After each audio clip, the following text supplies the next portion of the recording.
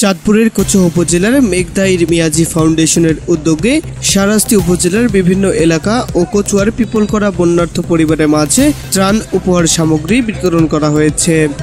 শুক্রবার বিকালে মেঘদাইর দক্ষিণপাড়া এলাকা থেকে ফাউন্ডেশনের সদস্যরা ত্রাণ সামগ্রী নিয়ে যাত্রা শুরু করেন।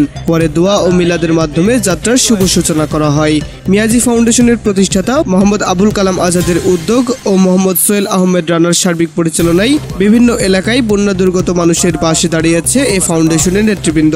ফাউন্ডেশনের নেতাকর্মীরা জীবনের ঝুঁকি নিয়ে বন্যা কবলিত মানুষের বাড়ি বাড়ি গিয়ে ত্রাণ পৌঁছে দেন। তাছাড়া বিপর্যস্ত মানুষের এই দুর্যোগ মোকাবেলায় সবসময় পাশে থাকার জন্য অঙ্গীকারবদ্ধ ও ত্রাণ সহায়তা অব্যাহত রাখবে বলে জানান ফাউন্ডেশনের নেতাকর্মীরা। মিয়াজি ফাউন্ডেশন 2019 সালে প্রতিষ্ঠার পর থেকে বিভিন্ন ধরনের সামাজিক কর্মকাণ্ড করে আসছে।